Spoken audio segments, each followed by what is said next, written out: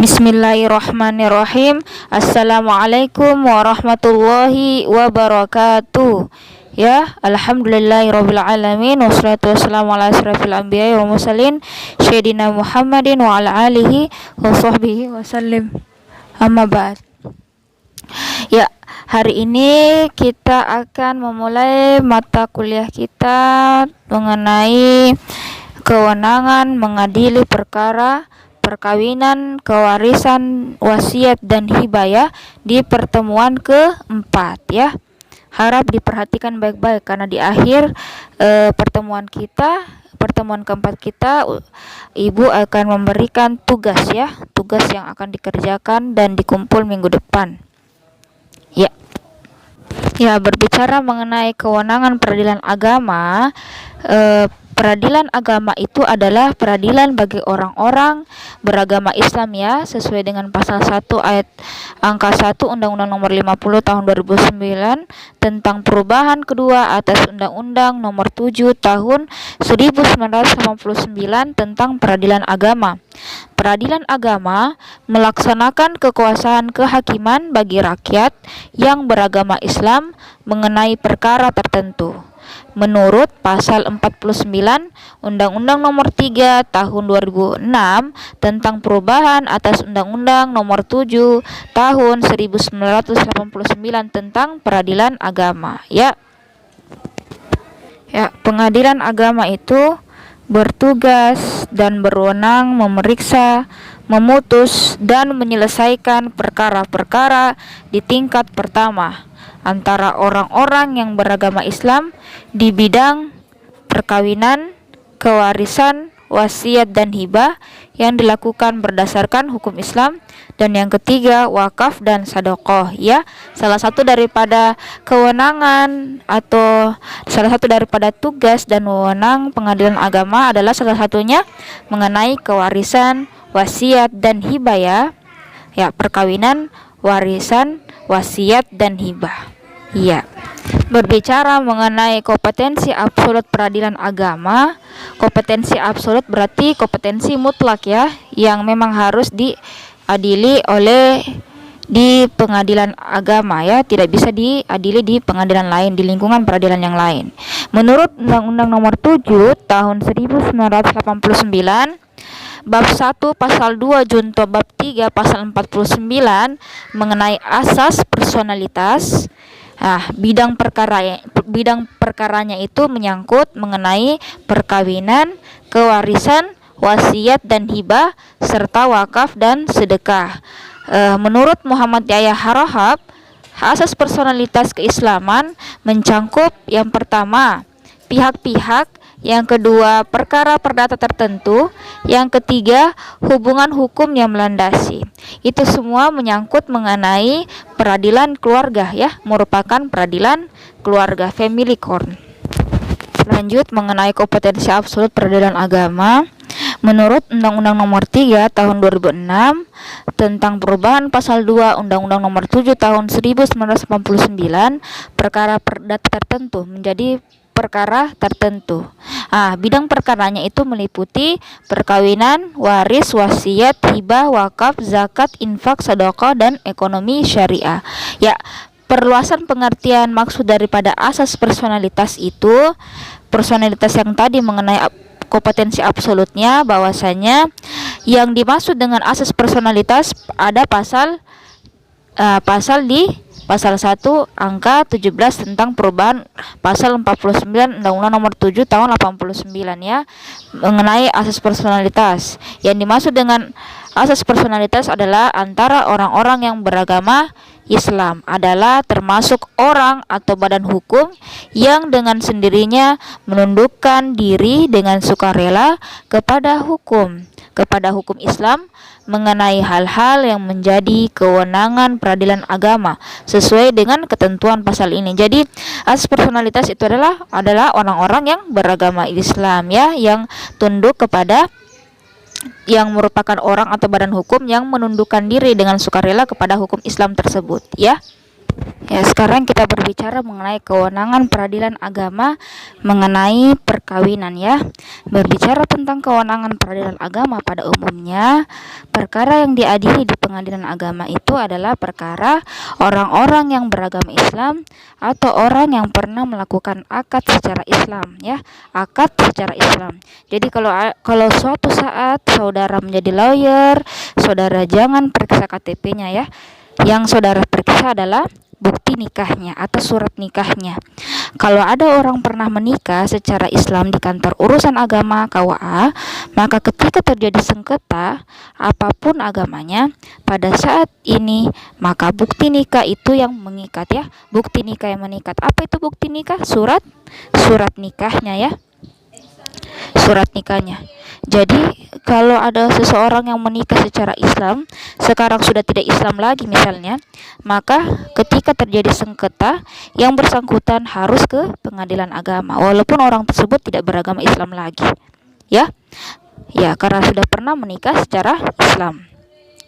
Kalau kita berkepentingan dengan pengadilan agama, maka pintu masuknya satu, yaitu harus ada gugatan, harus ada perkara, harus ada gugatan ya. Syarat gugatan itu, syarat formilnya adalah penggugat dan tergugat harus ada hubungan hukum. Harus ada apa? Harus ada hubungan hukum. Kalau orang masih berstatus tunangan misalnya, lalu dirugikan atau ditinggalkan, maka saudara gugat ke pengadilan mana? Pengadilan agama ya, pengadilan agama. Maka sudah pasti saudara akan di NO. Apa itu NO? NO itu adalah Niet Onwetelijk Verklaard. Apa artinya itu? Tidak diterimanya suatu perkara karena cacat formil. Kenapa cacat formil? Kenapa bisa cacat formil? Apa yang mengakibatkan suatu perkara itu cacat formil? Karena statusnya masih tunangan gitu. Tunangan, tidak ada sesuatu yang mengikat dia. Mengikat karena masih berstatus tunangan. Ya, seperti itu ya. Akan di NO. Ya, berbicara mengenai kompetensi absolut peradilan agama, kewenangan di bidang perkawinan itu misalnya mengurus mengenai perkara-perkara. Yang pertama, izin beristri lebih dari seorang.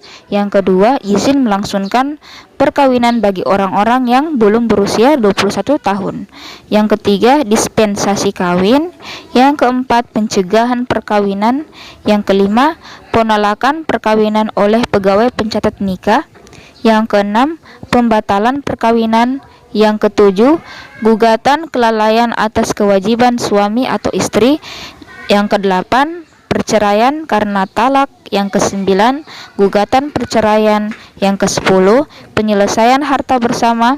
Yang kesebelas, penguasaan anak. Jadi ini terkait mengenai kompetensi absolut yang ditangani, perkara-perkara yang ditangani oleh peradilan agama. Ya, perkara-perkara yang ditangani oleh peradilan agama merupakan kompetensi absolut dari peradilan agama. Yang ke-12, ibu dapat memikul biaya pemeliharaan dan pendidikan anak. Yang ke-13, penentuan kewajiban memberi biaya penghidupan oleh suami kepada bekas istri atau penentuan suatu kewajiban bagi bekas istri. Yang keempat, putusan tentang sah atau tidaknya seorang anak. Yang ke-15, putusan tentang pencabutan kekuasaan orang tua, pencabutan kekuasaan wali, penunjukan orang lain sebagai wali oleh pengadilan, menunjuk seorang wali dalam hal tidak ada penunjukan wali bagi anak di bawah umur 18 tahun, pembebanan kewajiban ganti kerugian terhadap wali atas harta anak perwalian, penetapan asal-usul anak, putusan tentang penolakan pemberian keterangan perkawinan campuran, dan yang terakhir yaitu pernyataan tentang sahnya perkawinan sebelum Undang-Undang Nomor 1 Tahun 1974. Jadi perkawinan itu, ruang lingkup kewenangan peradilan agama itu adalah menyangkut sengketa perkawinan ya. Jadi sepanjang perkawinan itu dilaksanakan secara hukum Islam, terbukti dengan adanya surat nikah yang dikeluarkan oleh kantor urusan agama, jika terjadi sengketa, maka perkara yang timbul dari perkawinan seperti itu diadili di pengadilan agama ya, meskipun orang yang bersangkutan sudah tidak beragama Islam lagi. Ya, kira-kira apa yang akibat yang terjadi ya ketika yang bisa terjadi ketika ada sengketa setelah menikah? Kira-kira apa? Ya, betul sekali ya. Adanya perceraian, harta gono gini, sengketa pengasuhan anak, poligami, pembatalan nikah, semua yang terkait dengan perkawinan Islam itu diadili di pengadilan agama ya. Berbicara mengenai prosedur pengasuhan kuasa asuh anak juga sama dengan gugatan cerai, bisa diakumulasi ya atau digabung dengan gugatan perceraian, dan bisa juga berdiri sendiri.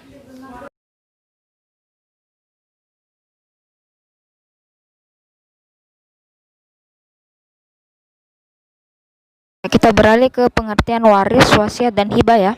Yang dimaksud dengan waris itu adalah penentuan siapa yang menjadi ahli waris, penentuan mengenai harta peninggalan, penentuan bagian masing-masing ahli waris dan melaksanakan pembagian harta peninggalan tersebut, serta penetapan pengadilan atas permohonan seorang tentang penentuan siapa yang menjadi ahli waris, penentuan bagian masing-masing ahli waris. Ya, begitu ya. Waris. Yang dimaksud dengan wasiat itu adalah perbuatan seseorang memberikan suatu benda atau manfaat kepada orang lain atau lembaga badan hukum yang berlaku setelah yang memberi tersebut meninggal dunia. Jadi tidak dikatakan wasiat kalau orang yang memberi tersebut tidak meninggal dunia ya. Ya, harus ya telah meninggal dunia baru memberikan manfaat. Yang ketiga yaitu hibah. Hibah itu adalah pemberian suatu benda secara sukarela dan tanpa imbalan dari seseorang atau badan hukum kepada orang lain atau badan hukum untuk dimiliki. Sekarang berlanjut kepada penjelasan kewarisan. Ya, jika terjadi sengketa waris antara orang yang beragama Islam, maka patokan pengajuannya adalah berdasarkan agama pemilik harta kewarisan ya. Hal ini sesuai dengan pasal 50 ayat 2 Undang-Undang Nomor 3 Tahun 2006 mengenai Undang-Undang Peradilan Agama. Kalau yang meninggal itu beragama Islam, si pemilik harta beragama Islam, anaknya ada yang Islam dan beragama non-Islam atau tidak Islam, kalau terjadi sengketa harus diajukan ke pengadilan agama, walaupun salah satu anaknya tidak beragama Islam. Ya, sekarang itu kelompok-kelompok ahli waris terdiri dari menurut hubungan darah ada golongan laki-laki terdiri dari ayah, anak laki-laki, saudara laki-laki, paman, dan kakek. Golongan perempuan terdiri dari ibu, anak perempuan, saudara perempuan dari nenek. Menurut hubungan perkawinan terdiri dari duda dan atau janda. Apabila semua ahli waris ada, maka yang berhak mendapatkan warisan hanya anak, ayah, ibu, janda, atau duda. Menurut pasal 175 Ayat 1, kewajiban ahli waris terhadap pewaris adalah mengurus dan menyelesaikan sampai pemakaman jenazah selesai. Yang kedua, menyelesaikan baik hutang-hutang berupa pengobatan, perawatan, termasuk kewajiban pewaris maupun penagih piutang. Yang ketiga, menyelesaikan wasiat pewaris. Yang keempat, membagi harta warisan di antara ahli waris yang berhak, dan tanggung jawab ahli waris terhadap hutang atau kewajiban pewaris hanya terbatas pada jumlah atau nilai harta peninggalannya. Kewenangan bidang kewarisan, wasiat dan hibah. Pasal 49 ayat 3 Undang-Undang Nomor 7 Tahun 89 meliputi penentuan siapa-siapa yang menjadi ahli waris, penentuan harta peninggalan, penentuan bagian masing-masing ahli waris, melaksanakan pembagian harta peninggalan. Penjelasan umum Undang-Undang Nomor 7 Tahun 89 tentang pilihan hukum itu dihapus. Ya, jadi waris adanya asas personalitas keislaman. Penjelasan umum Undang-Undang Nomor 3 Tahun 2006 alinea kedua, penjelasan umum Undang-Undang Nomor 7 Tahun 89, para pihak sebelum berperkara dapat mempertimbangkan untuk memilih hukum apa yang dipergunakan dalam pembagian warisan. Hak opsi atau hak pilihan itu dihapus ya. Hak pilihan tersebut dihapus. Penjelasan pasal 49 huruf B Undang-Undang Nomor 3 Tahun 2006, kewarisan, wasiat, dan hibah yang dilakukan berdasarkan hukum Islam. Nah, sekarang kita beralih ke pembahasan asas hibah dan wasiat kepada ahli waris yang diperhitungkan sebagai warisan. Pada pasal 2110 kompilasi hukum Islam ayat 1 dinyatakan, orang yang telah berumur sekurang-kurangnya 21 tahun, berakal sehat dan tanpa adanya paksaan, dapat menghibahkan sebanyak-banyaknya sepertiga dari harta bendanya Jadi kepada orang lain atau lembaga di hadapan dua orang saksi untuk dimiliki. Dan ayat yang keduanya dinyatakan harta benda yang dihibahkan itu harus merupakan hak dari penghibah. Apa bedanya hibah dengan waris, wasiat? Ya, kalau hibah itu hal-hal yang diberikan yang merupakan hadiah itu orangnya masih hidup ya. Sedangkan wasiat berarti orang yang memberikan hadiah tersebut adalah orang yang sudah meninggal.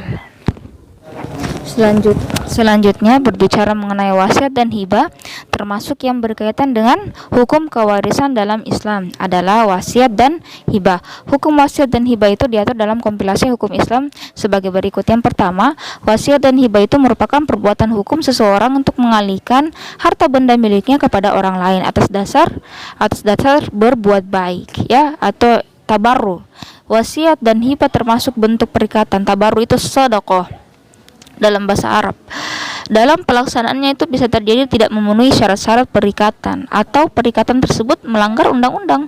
Yang kedua, lembaga-lembaga adat yang bentuknya memindahkan hak dari pemilik harta kepada pihak anaknya atau pihak lain tetap berlaku dan tidak tunduk kepada ketentuan hukum wasiat dan hibah. Pasal 229 kompilasi hukum Islam dinyatakan hakim dan dalam menyelesaikan perkara-perkara yang diajukan kepadanya wajib memperhatikan dengan sungguh-sungguh nilai-nilai yang hidup di dalam masyarakat sehingga putusannya itu sesuai dengan rasa keadilan ya, adil ya. Selanjutnya kita akan membahas mengenai kewenangan mengadili perkara wasiat dan hibah itu sebenarnya masih lanjutan daripada tadi ya, perkara mengenai wasiat dan hibah. Yang ketiga itu dalam hal terjadi sengketa wasiat dan hibah baik disebabkan oleh karena wasiat dan hibah tersebut tidak memenuhi syarat suatu perikatan atau melanggar undang-undang, maka peradilan agama dapat melakukan hal-hal sebagai berikut. Yang pertama itu gugatan pembatalan maupun pengesahan hibah dan wasiat diajukan kepada pengadilan agama dalam daerah di mana pihak tergugat atau salah satu tergugat bertempat tinggal dan kepada pengadilan agama di daerah di mana objek sengketa benda tetap berada atau di tempat tergugat bila objek sengketa berupa benda bergerak. Ya, jadi pembatalan pengesahan hibah wasiat diajukan kepada pengadilan agama dalam daerahnya ya.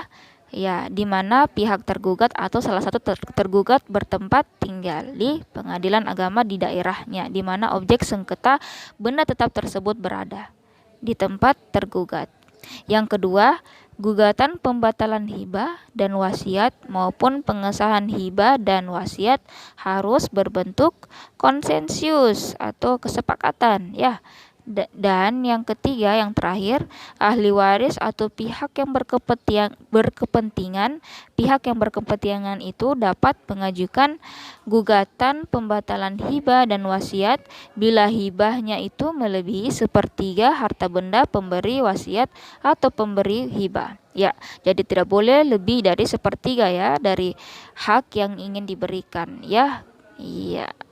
Ya, kita cukupkan sampai di sini pertemuan kita. Ibu akan memberikan tugas untuk pertemuan keempat ini dan dikumpul minggu depan ya, ditulis tangan ya. Tugasnya yaitu diperhatikan baik-baik ya, harap diperhatikan baik-baik. Yang pertama, tuliskan dan jelaskan mengenai kekuasaan atau kewenangan peradilan agama. Ya, yang seperti tadi kewenangan peradilan agama ada yang absolut dan relatif ya, seperti itu ya. Yang kedua, tuliskan dan jelaskan pengertian daripada peradilan agama, asas-asas hukum peradilan agama dan pembuktian ya, sistem pembuktiannya. Yang ketiga, tuliskan apa yang Anda ketahui tentang kompetensi relatif, cerai talak dan cerai gugat ya. Sudah pernah Ibu jelaskan tentang cerai talak dan cerai gugat. Yang keempat, tuliskan apa yang Anda ketahui mengenai kewenangan mengadili perkara perkawinan, kewarisan, wasiat dan hibah ya. Ya, yang tadi yang saya sudah jelaskan semoga dipahami, dimengerti dan dicatat ya. Ya. ditulis tangan di kertas dan difoto dengan foto yang jelas ya. Kalau ada scannernya bisa di scan dan dikumpulkan di via WA atau emailnya ibu ya, di ratipratiwi795@gmail.com. Dikumpul minggu depan ya. Nah, yang rekan-rekan sekalian ya, saya akhiri dengan mengucapkan alhamdulillahirabbil alamin. Assalamualaikum warahmatullahi wabarakatuh.